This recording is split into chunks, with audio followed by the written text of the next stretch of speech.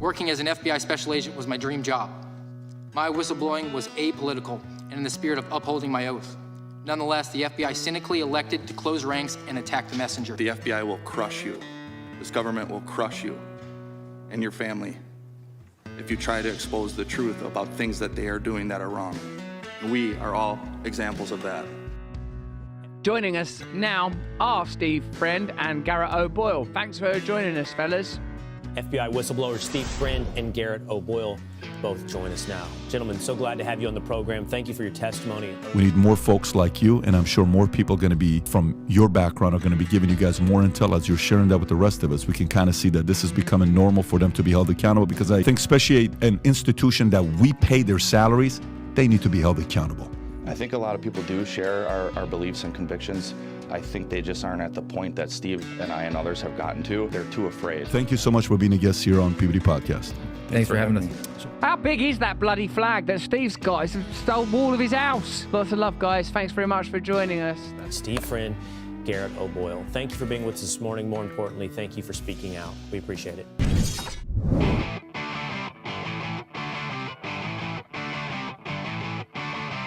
You're in the information age, but facts are in short supply. Reject the noise, ask bold questions, and pursue the truth with FBI whistleblowers and founding suspendables Garrett O'Boyle and Steve Friend.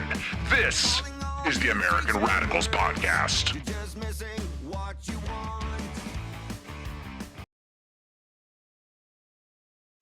It is the American Radicals Podcast. On a Tuesday, it's a brand new week. It's a brand new month. Happy April 1st, April Fool's Day. We'll get to that in a second. Thanks for coming along with us today on rumble.com/amradpod. Reminder, do smash the thumbs up, follow the channel. If you want to get involved in the chat there, it's always lively and live as we come to you at 10:30 every Tuesday, Thursday, Saturday. I see you in there trolling around, Mom. How you doing, at Sue Friend? Anyway, today we're going to be talking about some dark topics. Blood money. We're going to get into how there's some euthanizing of the mentally ill in Europe. Democrats are profiting while American cities burn. We'll do a deep dive and almost a retrospective on the status of a suspendable, lesser known Amy Nelson, the trials and tribulations of her family as she's faced down not just the Department of Justice, not just the FBI, but Amazon and Jeff Bezos. And then finally, the devolution, the demise of the ACLU. Garrett and I like to fancy ourselves as ACLU attorneys from the 1990s, and there's a reason it was from the 1990s and not from the 21st century. So we got to get to all of that, a whole bunch more. Before we do, let's thank the underwriting sponsor of today's show. That's the M-Clip Company, guys. Go to m-clip.com, m-clip.com. Use promo code Suspendable to get 10% off. These are money clips, luxury goods, family-owned business. They've been in business for 2 decades now. They're really nice. They can look metallic. You can get your initials monogrammed on them. You get them looking like leather. We are now in the baseball season. They have an affiliation with Major League Baseball. So if there's somebody in your life who is a fan of one team or another, you can get that. Or you can get even the Suspendables logo and our emblem there. Everything available, 10% off at m-clip.com. The promo code is Suspendable for everything you see there. So without further ado, let's get to talking about some blood money as we are now in April. But before we actually get to that, because it's going to be dark, I think we need to have some lighthearted conversations, at least a congratulatory conversation for my co-host, Garrett O'Boyle. Find him social media at GOBActual. Today is the day, sir. Congratulations on your reinstatement to the FBI. Full back pay. I think at the last check, it was a $10 million settlement too, or is it up to $100 million? Hopefully 100, Steve, but I also hate to say it. This is going to be my last show because I'm not going to be allowed to speak publicly again. Sign that NDA. That's normally how they do business in the federal government, via social media posts from fellow suspendable Kyle Seraphin, right? Yes, sir. Yes, this is how things get done in the modern world, apparently. Well, it is a big day nonetheless. It is April Fool's joke, guys. We are still indefinitely suspended forever. FBI employees can't identify ourselves as agents here, but big day around the country. You got a big special election going on in Wisconsin today for the Supreme Court. There's a couple of elections down here in Florida where the plus 30 Republican district is now a toss-up. So that's fun times. And we're going to be talking about lots of blood money. And again, Oh, I want one more smile before we get to it, Garrett. And I like to also dunk on you because you live in Wisconsin and I live in the great state of Florida. And over the weekend, dad victory. It's March, and we are in full on tackle football starting. We're getting in pads and helmets. And this is why Florida is the best. It's awesome. I love it. All right. So let's get to the news of the weekend as we are in this new week into April here. And I saw this reported. Actually, I'm going to pull up the legislation itself. The state of Colorado once was sort of a bastion of, I don't know, American Western values, some cowboy-esque there. And then a whole bunch of California people got tired of the tax rates and they moved into Colorado and they started electing the exact same jerks to office. So as a result, we're getting some legislation now being proposed by Democrats suggesting that they pay for abortions instead of birth reimbursements. Why? Because it's all about the Benjamins. It is, after all, blood money. So the Colorado House Speaker, her name is Julie McCluskey, said at a committee hearing this week that there's a legislative fiscal analysis that claims that taxpayer-funded abortions could save the state $500,000 or more annually. Senate Bill 183 would require Colorado taxpayers to pay for abortions for women on Medicaid or enrolled in the state's Child Health Plan Plus program. Quote, ultimately, we do achieve a cost savings because of averted births. Interesting choice of language. Yeah. That will not take place, McCluskey said. I don't know. Let me give you a breakdown too. I mean, it is about the dollars and the cents here as we're talking about blood money. A procedural abortion costs $1,300. The pill costs $800, but labor and delivery, I mean, that's like $3,800. So it's pretty clear we should just kill all the babies, right? Yes. To me, The principle, save money.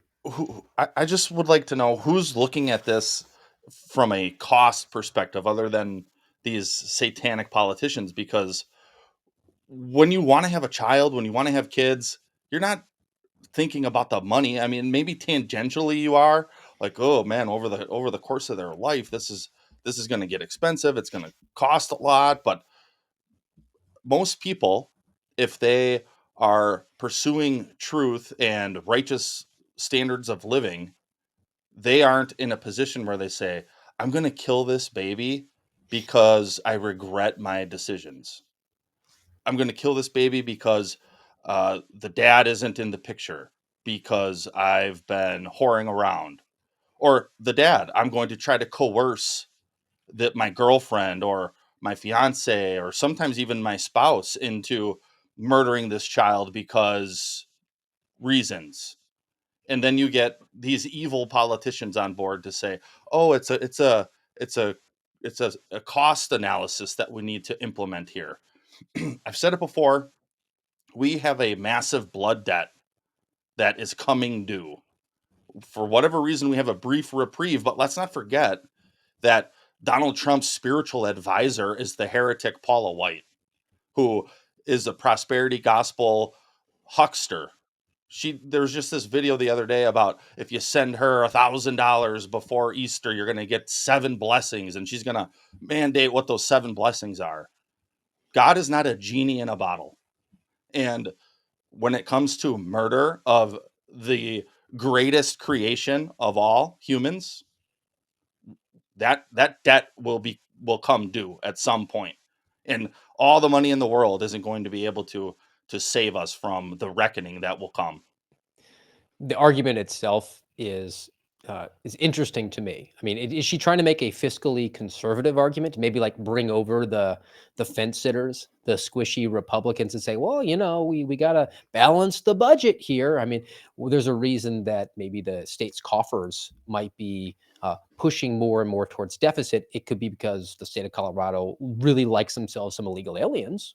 I mean, and they're spending on initiatives that they're clearly prioritizing other initiatives within the state spending above the birth of humans who, I mean, if you're going to make a fiscal argument, will become future taxpayers in the state of Colorado. So, Right. I mean, it's not really a cohesive argument, but I think it's just sort of making yourself more technocratic than satanic. Maybe that's what her argument is there, particularly in Colorado, which is, I mean, I think it's still considered more of a purple-ish state, but it's pretty heavy blue. I mean, they have the gay governor, and I don't think that a Republican has won that statewide in, I don't know, the last few election cycles. I'd be happy research on that, but I'm not really that interested in researching Sodom and Gomorrah just with Rocky Mountains, right? Yes, we got to move from California and turn someplace else socialist because it's going to work this time. Okay. It's never been tried. True Kamalamanism just needs to be implemented. Now, that's limited to Colorado. Nationwide, and we've hammered the Planned Parenthood repeatedly and appropriately. And we're going to hammer them a little bit more here. But this is actually a good one because the blood money that's attached to it is getting pulled back to a certain extent.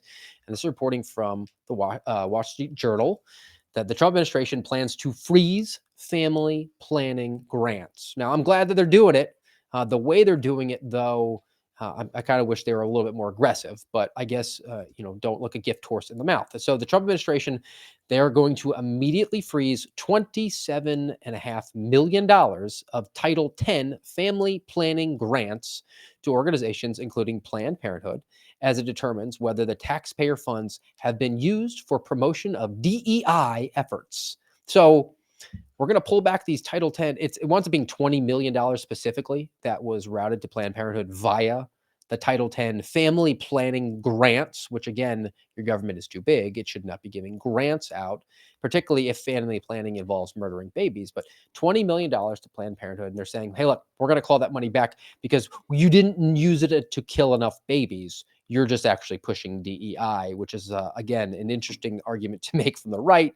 I guess it's any port in a storm, pull back the money. Yeah. I would be far more satisfied if we just said, no, you're fundamentally evil and you're not getting American taxpayer dollars. But then again, that might find itself in court from a judge who gets to be in charge now. So I know I'm throwing a lot at you, Garrett. We'll get your reaction to Planned Parenthood, but strategically, politically, here's my idea.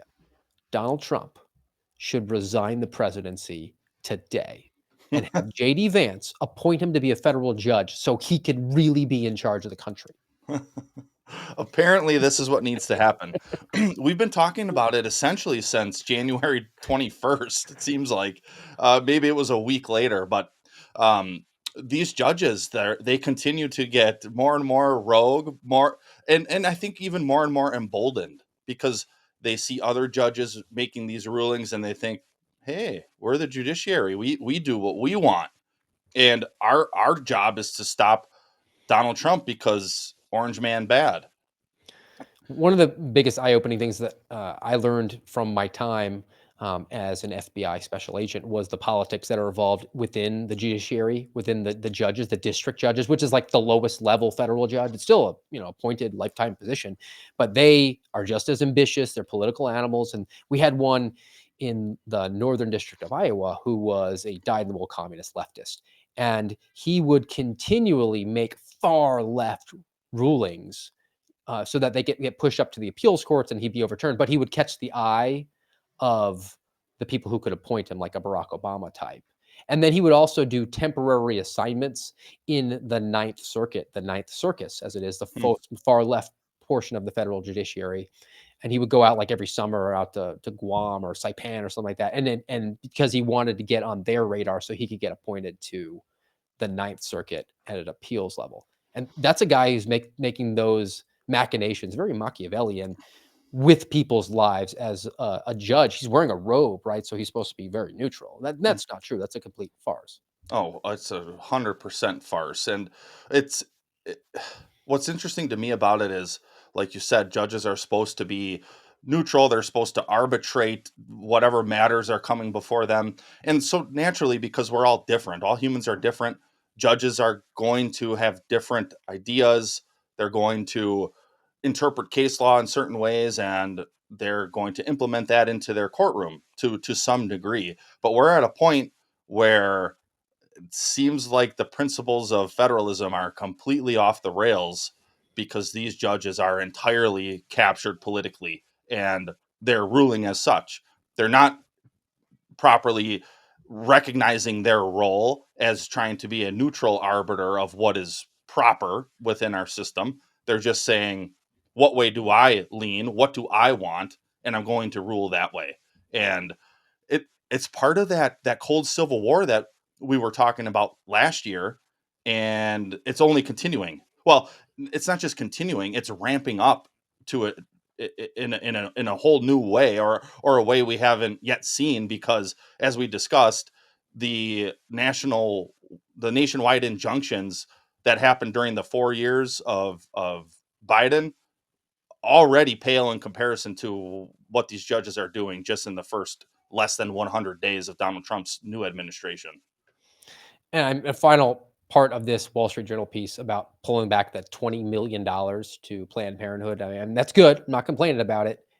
Doesn't go far enough, because the latest data that they provide in this, in 2022, 2023, that's the fiscal year, taxpayers handed over $700 million to Planned Parenthood. And they made $2.1 billion for their services. So 20 million out of 700 million, you talk about, it's more or less a drop in the ocean.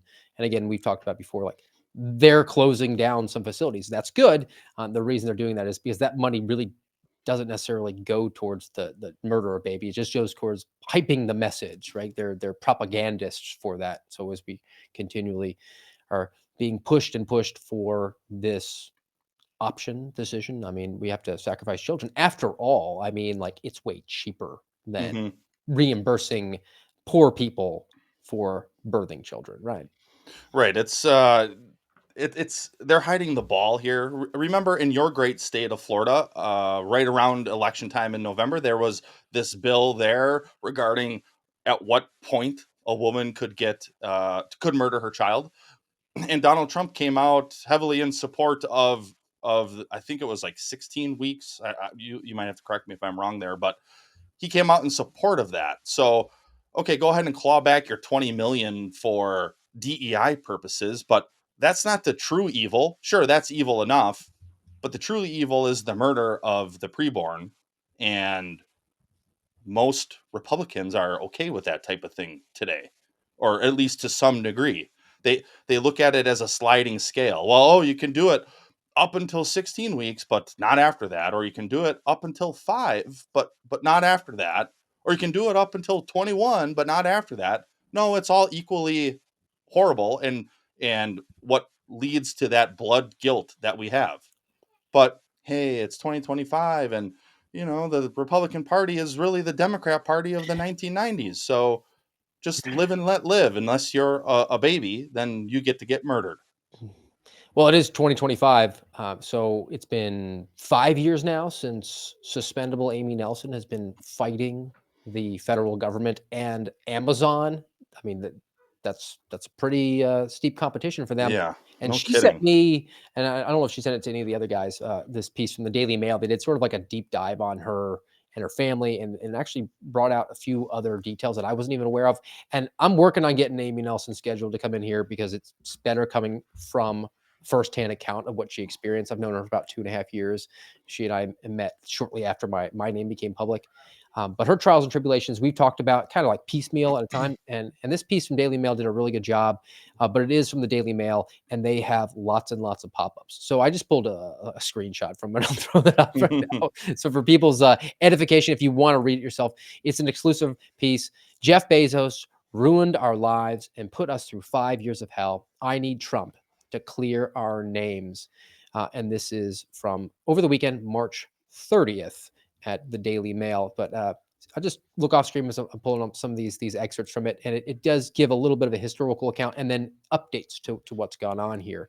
So 2020, this is during the height of the lockdowns. Amy Nelson, attorney, husband worked at Amazon. She was a bundler for Barack Obama. Okay. Weeks into the pandemic, 2 FBI agents knocked on the Nelsons' front door, informed the family that Carl, that's Mr. Amy Nelson, was a target of a federal criminal investigation. He was a former Amazon employee at the time. He was being accused of participating in a multi-million-dollar kickback scheme involving real estate deals for Amazon Web Services data centers in Northern Virginia. The eventual charge that they went with was it's honest services fraud, which I didn't work a lot of financial complex crimes. Neither did you. We'll just take that for whatever it's worth. So 1 month after the FBI first visited them, the Nelsons' assets were seized via civil asset forfeiture and included nearly every dollar they had. Just a month later, their home was raided with a search warrant. So this is back to the process becomes the punishment. And I mean, you're allowed a defense in our country. Let's say he even did perpetrate a massive fraud on a billion trillion dollar company like Amazon for a few $1,000,000. I mean, you should be held accountable for that. We came to find out that the Amazon lawyers lobbied the DOJ for other nefarious reasons, but at the time he's accused of this, he can't really retain an attorney, though, when you take all of his money. Now, the argument being like you shouldn't be able to use your ill-gotten gains to defend yourself, but that sort of is contrary to the idea of you're innocent until proven guilty in the country, right? 100%. And this man, which, as you mentioned, we've talked about it a little bit piecemeal. And I know I don't know all the details. I've watched a couple of her podcasts, the times she's been on Kyle's show, so maybe a little more brushed up than a lot of people out there. But her story is, and her family's story is should be taught in criminal law and constitutional law and civil law courses across the nation, because this is the polar opposite of what Lady Justice, who wears the blindfold, is supposed to be all about. You mentioned how they lobbied the DOJ attorneys, and I forget the name of I don't know if it was Perkins Coie or not, but whatever the law firm was, I don't think it was Perkins. And irrelevant, doesn't matter. They got a bunch of people who used to work for DOJ. They got a bunch of people who know people still at DOJ. And I forget how many times, but it was dozens and dozens of times that this private law firm retained by Amazon goes to DOJ to lobby them for this case. And eventually DOJ says, oh, okay, fine, we'll do it. And then some FBI agent gets the case. And as you mentioned, two of these agents show up. Shame on all of them. Because when you fast forward a little bit through the story, you learn that a judge actually got in the way. A judge said, wait a second, what's going on here? I think there was 3 total subjects. Yeah. Two of them pled guilty. Fast forward a little bit more, because the Nelsons were the only ones who said, we're going to try to fight this, even though the DOJ seized their assets. So yeah, good luck trying to fight this. And then the judge says, this is so beyond the pale that I'm going to rescind their guilty pleas because of how egregious the abuse is by the DOJ. And that includes the FBI. And they're all complicit. Pressuring people and putting them in a financial place where they can't afford to fight back and just say, hey, take the plea. We'll be light on you. And then you are just a witness against the next guy that we're going to get here. And the judge recognized that. So here's a couple other details. I wasn't aware of this one, right? The agents executed a search warrant and they took attorney-client privilege information that had the letterhead of the law office on it. And Amy, according to her, she knows that the DOJ knew it was in their house. They also took her husband Carl's laptop, and then 6 months later, the DOJ claimed that the laptop was encrypted, which was news to Carl because it wasn't. He gave them the password to get in, so somehow the laptop became broken while it was in possession of the DOJ. There were multiple lawsuits from both sides: Amazon suing the Nelsons, and Nelson suing the Amazon back. Among them, a civil suit Amazon filed against Carl. Amy, however, was able to obtain communications between Amazon and the DOJ, and that's when it started to go really south for this case being brought unjustifiably so against Carl. The 2 federal prosecutors called her husband and his attorneys in the middle of the civil case. So civil is separate than criminal. So the DOJ is handling the criminal side, and there's a civil proceeding going on. But in the middle of the civil case, the criminal attorneys called Carl and his lawyers, and they threatened him. He was warned that if he didn't stop defending himself, he would get what he deserved and he would fight a 2-front war that he couldn't win. The 2 prosecutors told Carl that they would find a way to charge him, whether it be with perjury, obstruction of justice, etc. Process crimes, because they have their man. They just got to find their crime. They got to justify having this case open. Yep. Even if they couldn't find a way to charge him with anything else related to the alleged scheme, they would find a way. Amy later learned that the DOJ never asked to see Carl's employment contract, which basically spelled out that what he was doing was completely allowed. Right. They just took Amazon's word for it because, I mean, folks might not know this. Amazon houses all of the clouds for the federal government. So there might be a conflict of interest here. They might actually have some of the information that could dissuade the Speaker of the House from voting against Section 702 because of things that he's saying in his emails, right? Something like that. They have an enormous amount of influence on the federal government, not just because they're a large corporation, but because they have access to the information, and information is everything. Yes, information is power. There's a lot of people out there, not a lot, some people out there who think we're being hyperbolic or overly abrasive when we say that the FBI and by proxy the DOJ serve and act as secret police organizations. That's not hyperbole. That's 100% what they do, because throughout history, the secret police target their political, social, and religious enemies for fill in whatever purpose, whatever reason, to give the state more power and to suppress who they think are dissidents. This is precisely a case of that. And okay, sure, they're not Police Battalion 101 executing men, women, and children in the woods in Poland. But how do you think a secret police organization gets to that point? How do you think they get to a point like the Stasi? It's these type of mechanisms along the way. And it's not just a rogue actor. It's not just, you can look at those two FBI agents who were the case agents and say, maybe they were politically motivated, maybe they were ambitious, maybe they were just following orders. I wasn't really aware of this, and I actually had to check in with producer Phil, producer emeritus of the Kyle Seraphin Show, because he works some complex financial cases, and I work typically violent crime cases. I would go out and conduct interviews, conduct a logical investigation, and then I would present my case to a federal prosecutor. If they wanted me to do some extra things, they might give me some tasking. But I never really asked their permission to go conduct a subject interview. But according to Phil, in that world, that's very normal. I mean, you Really? go and consult the federal prosecutor and say, are we at a point now where I can go and get your permission to go and interview our subject or a witness or something to that effect? So all that to say, there was not just one rogue or two rogue FBI agents. There were people over at DOJ who were participating in this and scheming this out, sitting around that mahogany table in the conference room saying, how are we going to proceed with this? There really was a battalion of people who were bad actors, which means that no one in that room for even a split second hesitated to say, this might be a bad idea. This might be running afoul of our oath of office. It might be making the process, the punishment in any way, shape, or form. They were just kind of going along with whatever the program was. And the last thing here, I'll skip ahead to the civil asset forfeiture, which she's now become, Amy, a big advocate for doing away with. And I think she makes a pretty compelling case, seeing as how she lost all of her money and had 4 little girls and couldn't even buy groceries. They were only able to scrape back 85% of the money after the judge basically dismissed all the criminal charges. On the condition, they had to sign an agreement with the government saying, you will not sue us for the remainder, and we'll give you the 85%. So they have about $300,000 still in the coffers of the United States government, which means it's gone because, they spent that. Right. It's such a crock, man. It is such a crock. This is another pinnacle example of why we say the alleged land of the free. In a case like this, when a judge finally wakes up and smells the coffee and realizes that it's the government of which the judge is a part of, that the government were the ones who were the bad actors here, the Nelsons shouldn't have gotten 85% back. At a minimum, they should have gotten 115% back. That extra 15% should be reversed. He gave you an interest-free loan. Right.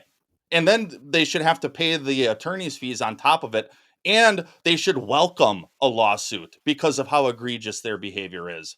But no, it's the government always trying to protect the government. So we'll give you your 85%. We're going to keep 15 just to keep you in your place. Oh, and by the way, don't you dare try to sue us for more.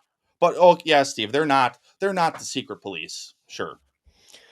All right. Well, we started small. We started in the state of Colorado. We built it out more nationwide here. Now it's government wide. Let's go overseas a little bit. We typically stay more domestic, but I think there's a couple of big ones that show the blood money here. And then, as goes a lot of European countries, they sort of like chart the path for Canada, and then Canada leads to California, and California leads to the rest of the country. Yeah, For reasons. Western free culture, Steve. All right. So I have this report about the Dutch. The Dutch are euthanizing the mentally ill. Dutch euthanasia for mental illness surges 60%, including teens with autism. It's almost like the free market works. Whatever you ask for, the free market will provide. It's you need to have free markets plus moral sentiments. There's a part 2 to Adam Smith, but apparently everybody forgot to read the sequel. So a new report indicates a staggering 60% rise in Dutch euthanasia cases for, quote, psychological suffering, mental illness.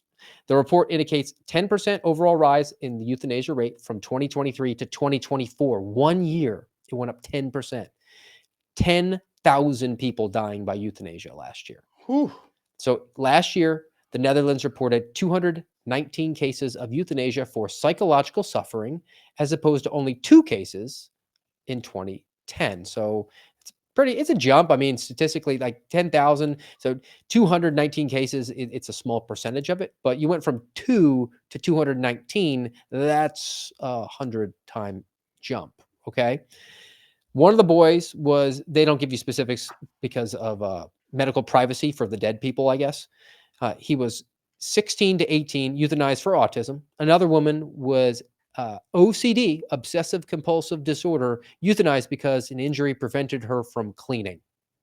So she hurt her arm or something, and now she couldn't sweep anymore. So she elected to say, "Give me the poison."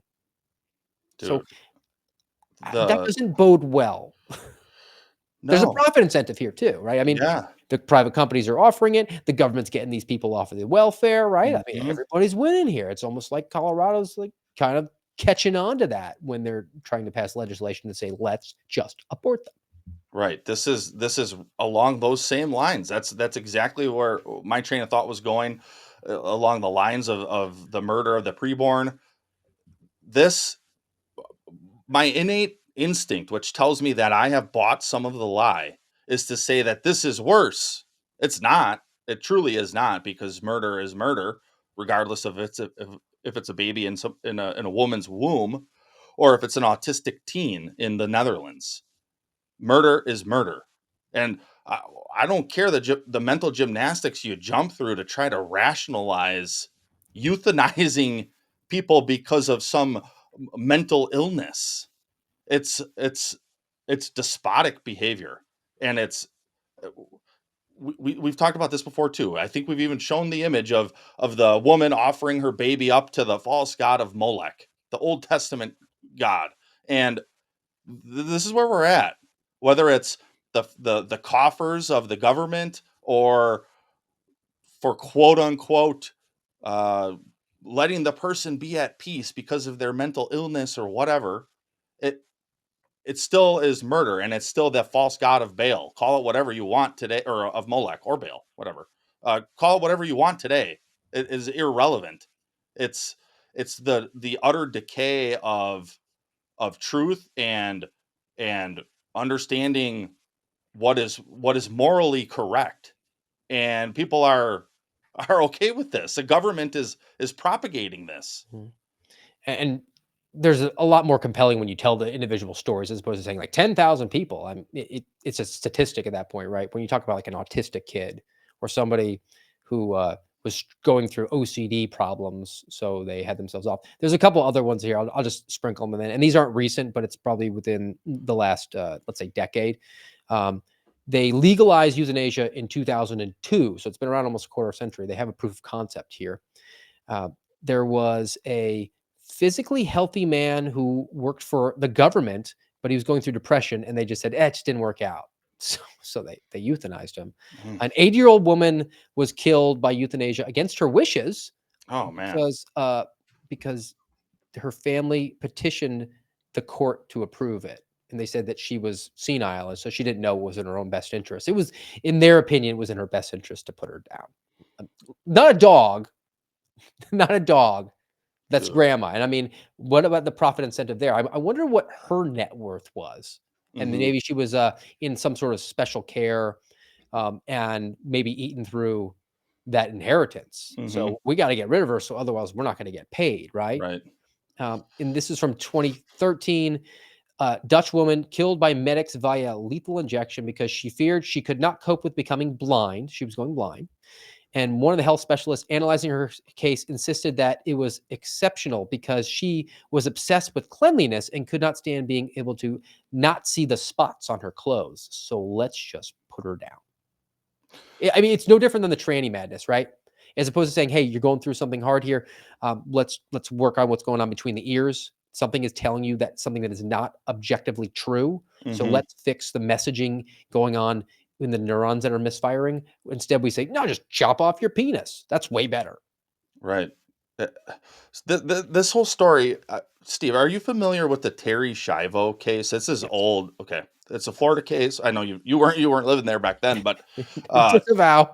yeah, it really has brought that to mind for me, and um, I don't know why I was aware of it because I was pretty young when that was going on, but I remember being at least in tuned to what was happening there. And I remember as a child thinking, this is awful. For those of you who don't know, it was this woman who essentially lived in a vegetative state. I don't remember the details as to how she got in that state, but her husband, so she, yeah, she was married at some point, and um, he was, I guess, legally, which makes sense as her spouse, her caretaker. And after I don't know a decade or so, maybe longer, he started wanting to pull the plug, and his argument was that she wouldn't want to live in this vegetative state. And uh her family though were like, no, that's not true, she wouldn't want to pull the plug. And I don't the details are a bit hazy for me at this point, but before my first deployment, you when you deploy, you have to essentially complete a will and last final testimony or whatever, and you do it through the JAG office. And I'm 20 years old, 21, something like that. And uh, uh, I remember talking to this JAG attorney, and he mentioned, he said, "Are you familiar with the Terry Schiavo case?" And I was like, "Yeah, I am." And he was stunned, which I wonder if he just asks every single soldier that comes through his office that same question and probably typically got a no answer. And so he tried using that to explain how he thought I should articulate my will. And I was like, no, if I'm uh, incapacitated to a point where I'm in a long-standing coma or whatever the case may be, I don't I don't want to just die. And a lot of that is rooted in my faith, but uh, he was essentially trying to convince me that I wouldn't want to live that way. And it- this story out of the Netherlands with now this 80-year-old woman, when her family is saying, "Oh no, she's senile, she's Joe Biden level, just kill her." It really pains my heart to know that this is the state of existence that we live in as a global people. Oh, plus, if you had been in some sort of vegetative state, the American government would have been on the hook for keeping you on. So there maybe was a Uh-huh. monetary motivation for that. I believe they took out her feeding tube. So I mean, Yeah, that was just starve very, her to death. very, just caring of them, right? Mm. All right, let's dial it down. We're not talking about killing people now. Let's just talk about suppressing free speech. Okay, Okay. Grove's better. We'll stay overseas though, because the Germans, Sieg Heil, right? Uh, German police are asking Gab to hand over private information of a user who called a politician fat. So, according to the Germans, two posts sexualized this politician. Her name is Ricarda Lang, denigrated her weight, attacked her honor of the and disrespected her in violation of Section 185 of the German Criminal Code. And just as a fun aside, she's the first openly bisexual member of the German Parliament. Mm. Now, are you familiar with the media outlet Der Spiegel? I think a little bit. I mean, you've heard of it, right? Yeah, I've heard of it. Do you know what it translates to? The dog, The mirror. the mirror. Okay. Reflecting reality back to you. So, in keeping with that, I would like to present this image and see if maybe Der Spiegel would report that that was an accurate statement of this politician whose name is Ricarda Lang. Oh my goodness. If you're just listening, it's a morbidly obese woman. What's a woman? I don't know, Steve. I couldn't tell you unless I go back to Genesis 1:26 and 27. But dude, that okay. She's fat. That plain and simple. She's well over 300 pounds. She looks like she ate me, and I'm a big guy. All right. One more from across the pond. I can say that this one because this one comes from the UK, and it's about a two-tier system of justice because they got some problems with the sentencing going on here in the UK. A two-tier justice row. Government plans to change a law to overrule this sentencing council. It's an independent sentencing council for their criminal justice system, and they set new guidance for courts in England and Wales. It said that there's going to be a pre-sentence report issued for particular people. And the report basically recommends a downgrade in sentence for the person, right? You wouldn't write the report for any other reason. They're going to offer these reports for people who are ethnic, cultural, or faith minorities, young adults age 18 and 25, women, and pregnant women. So basically everybody who's not a white Christian man will get the reports for a recommended downgrade in their sentence, except for the worst people on earth, according to the communist left, right? Dude, it's a sad state of affairs, man, globally. This is if you just think through relatively recent history, it was these countries, Great Britain was our ally. And back to back, we got a 2-game war winning streak going on. Thank God. Right. And they were what was the goal back then, Steve, to fight back the Nazi horde. And because we mentioned Der Spiegel and this fat German politician, where does it take us, Steve? It takes us back to our Holocaust Memorial Museum trip. It must take us there. Not to the MTSU site. Okay. Well, yeah. Oh yeah, not this time. Not yet. Nazi propaganda and censorship. The Nazis used propaganda to win the support of millions of Germans. Censorship helped to suppress ideas that the Nazis saw as threatening.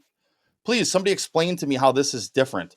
You can't call a politician who is clearly fat, you can't call her fat without the German government trying to censor you and suppress your ideas because they find it threatening. They find it hate speech, or they find it fat shaming, or they find it even sexist, probably. But no, you can't do that. Otherwise, the German regime, the Reich, is going to step in and try to stop your speech and come and arrest you because you called one of their politicians fat. I'm so worn out of the literally Hitler World War II references. Let's go back to like the Great War. Let's just start calling him the Kaiser. Programming note. Okay. Back here in the homeland, and I teased this in the very outset about how Democrat fundraising is profiting when American cities are burning. Saw this from the Daily Signal. It's about Act Blue, which I believe James O'Keefe's outlet, I don't know if it was OMG or if it was Project Veritas, was showing how they were claiming that they were getting all these small denominations, like in the hundreds and thousands from like one person. So there were some nefarious actions going on here, but this is about what this organization does to raise money on the backs of riots. Okay.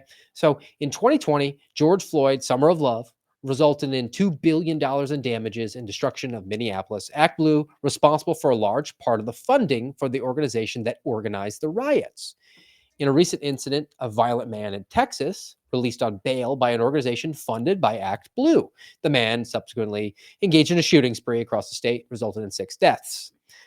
Act Blue is the primary Democrat Party fundraising juggernaut that collects billions of dollars in donations. So people will want to donate to a cause. And sometimes it's the fire victims in California, right? And something that's not necessarily funding a riot, or we're trying to bail out rioters or something like that. They will say, hey, donate to Act Blue. We'll route it where it needs to go. But they take a 3.95, so almost 4% processing fee when people donate. So in addition to just skimming off the top when people want to donate to something that might be an actual charitable effort.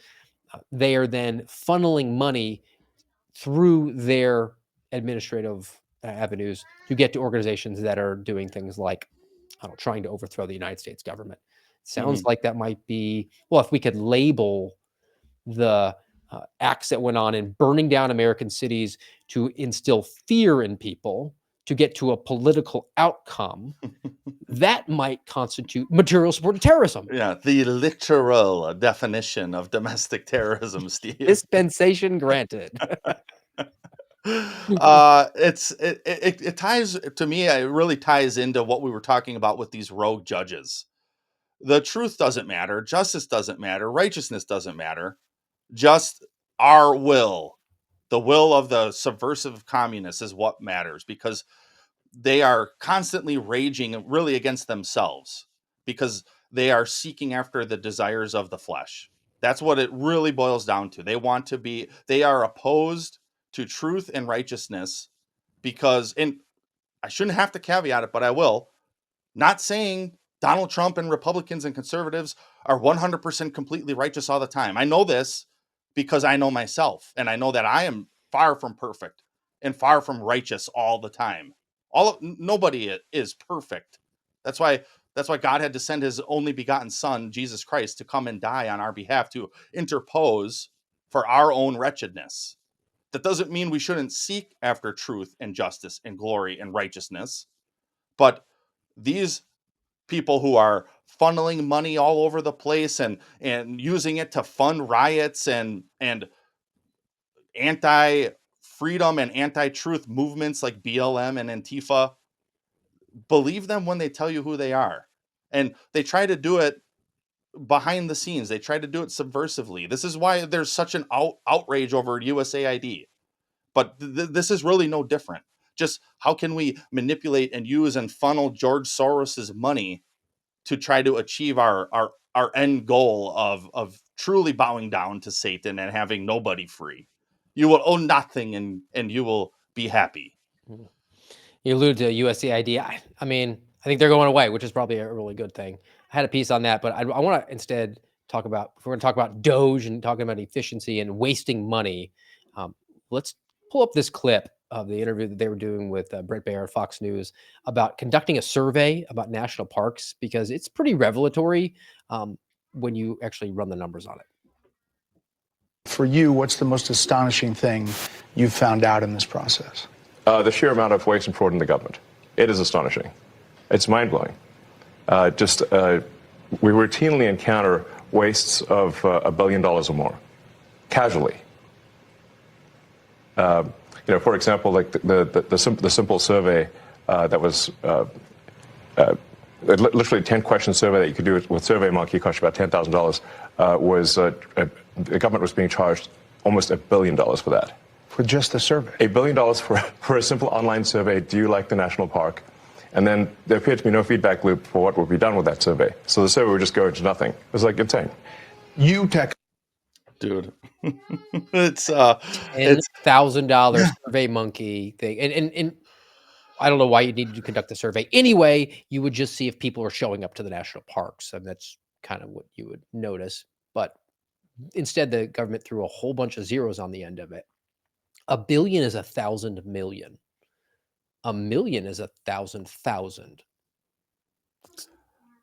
Ridiculous. You'd think they'd be able to squeeze in a couple salaries there, Steve, with just thousands of dollars worth. I was reliably informed this morning they did. Oh, just not for you or me, but April Fools. That clip is mind blowing, because I think innately, if you're listening to this show, you probably have already realized the government wastes millions of dollars. Maybe you've realized they waste billions or trillions. But when Elon says they routinely spend $1 billion just on nothing, we talk about the definition of tyranny pretty frequently here. And this is spending money on nothing. There's no feedback loop. So it's literally going nowhere, and you're going to spend $1 billion. But you routinely find costs in excess of $1 billion, is what he said. The definition of tyranny is arbitrary use of authority, despotic abuse of power. This is that. That's what this is. We're going to take your money and we're going to arbitrarily use it with something that has no feedback loop with our national parks. It's just like closing the national parks during COVID. Oh, there's a global pandemic. Parks are closed. They actually mobilize and use resources to put up barricades. It Right. costs more money to shut them down than to just leave the monument open, the free monument that people could just walk up to, right? It's That was it's it's I was absolutely in Philadelphia when they did it, and I wanted to go see the Liberty Bell, and they had, like, cordoned it it's off. closed, Steve. It's closed. You can't come see this. And I mean, on the topic of despotic and arbitrary abuse of power, i.e., tyranny, let's go to America's greatest city, New York City, where they are now having a mandatory food separation starting this week. Fines to compost and more. What else could be more? And what are the sort of civil liberty ramifications for this? Because this is not just a throwaway. And I think that Garrett will catch up what I'm putting down here pretty quickly. So, starting today, April 1st, not April Fool's, New York City residents have to separate food waste from trash or risk receiving a fine from the Department of Sanitation. All food, yard, and food soil paper waste must be set out in a bin on recycling day.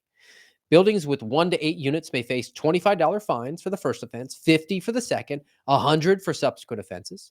Buildings with more than 9 units, so all of them, face 100, 200, and then $300 fines for every offense. So if one tenant puts it out, then they're just going to start jamming up the landlord for all this. Okay. So, according to the sanitation department, sanitation supervisors may search trash bags to investigate whether food waste is mixed with the trash. Sanitation officials stress that this enforcement mechanism is not new and is used in other cities around the world. So, I mean, like they do it in Beijing or Pyongyang, so we should probably do it here. Um, Now, Garrett, I mean, you're an enterprising investigator. How hard would it be for you to task somebody at the sanitation department Not with hard at all. looking through the discard? Now, look, there is an element of it's discarded trash, Mhm. but um, hey, no more trash pulls, right? Yeah. That's good. Yeah. So from a legal standpoint, or from a law enforcement standpoint, there's what is called a trash cover, or that's what they call it in the FBI. But basically, if you in most places, I think New Jersey is the only place where this isn't so. But when you cart your your garbage out to the end of your driveway or whatever, legally speaking, through case law and whatnot, that has been deemed discarded, that you no longer have an expectation of privacy to whatever is in there. So law enforcement sometimes will use this tactic to go early in the morning on garbage day and take your garbage. They'll take it for you and they'll take it back to the police station or to the FBI office and dump it out and search through it and try to find evidence of a crime. This is another step though. And I'm open to debate about whether that should be allowed or not. Well, okay, of course I've learned it. I've done trash pulls myself before, and but I'm still open to having that discussion on in a free society, an allegedly free society. Is that something we should allow, or should law enforcement have to get a warrant for that? Nonetheless, this takes this a step further by saying the sanitation workers, which I guess it depends, but sometimes are government employees, other times they're contracted through the government, so they're acting at the behest of the government. Now they can go through to explicitly look through your garbage to see if they can fine you. You mentioned being able to do this in Beijing. Well, of course, you would expect it can be done there because it's communist China. But this is that slippery slope of freedom again. And oh, it may seem like not such a big deal. The fines are relatively small, and it's for the earth. It's for the earth. We got to make sure that everything's separate. But now they're going to be searching through it to find you. And like most things in government, this is about revenue. New York City is broke. They are spending far too much money on illegal aliens than they are on proper services for the community. So this is just a mechanism to try to make more revenue. That's what this is. So all of the garbage men are going to be searching through your garbage to try to tack that fine onto you. I don't like it, Steve. It's the alleged land of the free for a reason. Hmm. Stay out of New York City, no matter what. Always a good decision to avoid New York City. All right. I want to close out the day with this big story about the ACLU. And when I say big story, I mean one that's actually dated that I didn't realize until I saw it. And it was, I think, pretty revelatory. And it's about this ACLU weighing in on vaccine mandates. So let's bring up some of it. It was actually originally published in the New York Times, but it's now currently on the ACLU's website. Civil liberties and the vaccine mandates. Here's our take, Garrett. Shocker where they fall on it. Do vaccine mandates violate civil liberties? Some who refuse vaccination claim as much. We disagree. At the ACLU, we are not shy about defending civil liberties. Are you, though? Yeah. Even when they are very unpopular. Are you, though? Mm-hmm. But we see no civil liberties problem with requiring COVID-19 vaccinations in most circumstances. The disease is highly transmissible, serious, often lethal. Often lethal was less than 1%. The vaccines are safe and effective. And crucially, there is no equally effective alternative available to protect public health except herd immunity. That's me ad-libbing, though. In fact, far from compromising civil liberties, vaccine mandates actually further your civil liberties. They Oh, protect really? the most vulnerable, including people with disabilities, but those people we can just euthanize, Mm. fragile immune systems, children too young, well, just don't have children, and communities of color hit by the disease. And they have the 2 bullet points that I want to point to before I get your O'Boyle meter reading. They note that vaccines are a justifiable intrusion on Oh, autonomy and bodily integrity. sure. And while vaccine mandates are not always permissible, they rarely run afoul of civil liberties when they involve highly infectious and devastating diseases like COVID-19. I'm curious what kind of grants found their way over to the ACLU on this Mm-hmm. one, or if they were just communists to begin with. Either way, blood money. Yeah, 100%, 100% blood money. You mentioned a few minutes ago how we are more like ACLU attorneys from the 90s. Look at how far afield they are of that today. They make this illogical argument about how, no, we still are a bastion of civil liberty and a bastion of freedom. But when it comes to bodily autonomy, well, then that's a bridge too far, because we actually do think the government should be able to tell you what to inject into your body. It actually bolsters J. Michael Waller's belief that the ACLU was formed to essentially be a mouthpiece for the Communist Party. Oh, 100% it does. Mhm. 100%. This is what subversive communists have done throughout history. They they are just a mouthpiece for the state.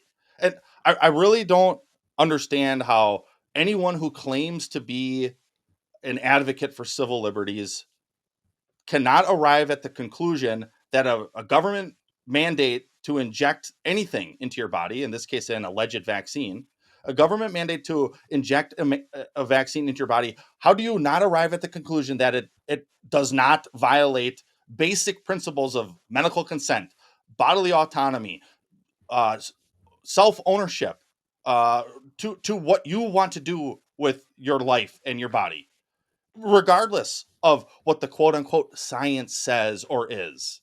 I If think you are an the advocate, ACLU just wanted to march with the Nazis through Jewish neighborhoods. uh, apparently, because they make this irrational argument as to why, in this instance, it's okay, and we're not going to defend your civil liberties here. It's just, it's that slippery slope of freedom again. This whole episode has been about that. It seems like. The O'Boyle meter went over. Garrett, we need your thoughts to fill the cup back up. Give it to us. I will. We're transitioning over to something else. We're going back to the book of Proverbs here, Steve. Very simple. Proverbs 14, verse 34. Righteousness exalts a nation, but sin is a reproach to any people. I'm gonna share another thing with you all. This is gotquestions.org. It's one of my tried and true go-to resources for my own personal Bible study. And so I pulled this up. What is righteousness? And it defines it as the Bible's standard of human righteousness is God's own perfection in every attribute, every attitude, every behavior, and every word. Thus, God's laws, as given in the Bible, both describe his own character and constitute the plumb line by which he measures human righteousness. And as we've been doing, we got a short clip as well. Just after the Apostle Paul explains this universal indictment upon all mankind, Jew and Gentile, that's everybody, he then says, 3:19, now we know that whatever the law says, it speaks to those who are under the law, so that every mouth may be stopped and the whole world may be held accountable to God. So does God expect that his standards, his statutes, his law will be something that the whole world is accountable to? It couldn't be clearer. God expects all of mankind to obey his law, to act like an image bearer of God, to look like God in their uprightness, in their character, in how they speak. The whole world will have their mouths shut by the law of God. They'll all be accountable to God. Now, of course, again, Christians will tend to say, well, yes, but now we have Jesus. He's paid for all of our sin, and so the law of God doesn't really count anymore. Like they'll say, you've heard this so many times. Tell me, how many times have you heard this? It's like threadbare now. This is just common. People will say things like, well, now we have Jesus, and so now really what God requires of us is to love God and to love our what? Love our neighbors. And so that's really it for the Christians today. That's it, right? Love God and love neighbor. And I love when Christians say that. I get so excited. And the reason why is because it was Jesus himself who said that loving God and loving neighbor is what all of the law and prophets are built upon. So when you say, as Christians under the new covenant, we are saved and we are just called to love God and love neighbor, I say, thank you, you just gave me the entire law. Because all the law and the prophets are built upon love for God, love for neighbor. And so in other words, if you want to know what it looks like to love God and to love neighbor, you go to the Torah, you go to the law word of God, where it's explained to you, how do you love God and how do you love your neighbor? But we tend to think, well, it's not even important anymore. We're saved in Jesus. We're declared righteous. And the answer is yes. Paul says there, no human being will be justified in his sight through the law. For through the law comes the knowledge of what? Sin. But then he explains after the propitiation of Jesus and we're forgiven and all that beautiful story. Romans 3:31, he says, what about the law? Do we then overthrow the law by this faith? By no means. On the contrary, we establish the law. I think it drives home a broader point of everything we've talked about here today of what is righteousness, what is sin, what is love. And we have this misconception of what love truly is. It's just live and let live. And if they want to pretend that they're some made up gender or the opposite gender, well, if you love them, you're going to let them do that. No, that's a lie. That's a lie from the pits of hell. If you truly love someone, you will be honest with them. Steve, do you routinely lie to your wife? According to my polygraph, no. Because you don't lie to those that you love. You don't mislead them. You don't tell them something that you know to be untrue because you love them. That would be the opposite of love. That would be anti-love. And it is something we are guilty of as Christians, and it is something we are guilty of as an overall people of not truly being loving to one another. Loving someone is not letting them wander off into myths. Loving someone is not just saying, well, they're not quite ready to hear the truth. That's the polar opposite of love. But we're going to dig down into this a little bit more over the coming episodes, and yeah, I'm looking forward to it because we need to stand on righteousness as a people, and we aren't doing that as shown here in many different examples today. And on the subject of honesty, good for our palate cleanse today. Like, here's an honest look at what children do, because we're very pro-children here, but we give them the benefit of the doubt too much because they're little and they're cute. This is what it looks like when adults do what children do. Hey, Kayla! Yeah? Look at me! Hey! Where are you building? Ah, press the button! So what, are you going to the pool later today? Yeah. You ready to go? Oh, Caleb, bro. Caleb! Yeah, a seagull. Hey, I'm done. Here you go. I want the green chair! Wow, it's amazing out. Yeah, it's nice. Oh, look, a really long hallway.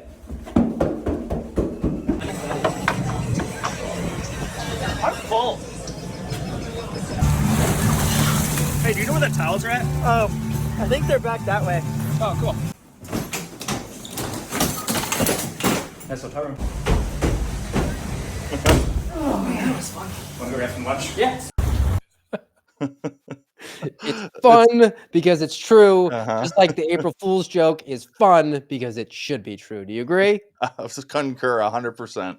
All right, that's gonna do it for us today, guys. If you haven't already, make sure you do follow the program, smash the thumbs up, listen to us on iTunes, iHeart, Spotify, any of those. Share those with friends as well, trying to grow as well. We'll be back with you Thursday here, rumble.com/amradpod at 10:30 Eastern time. Until then, guys, have a great day.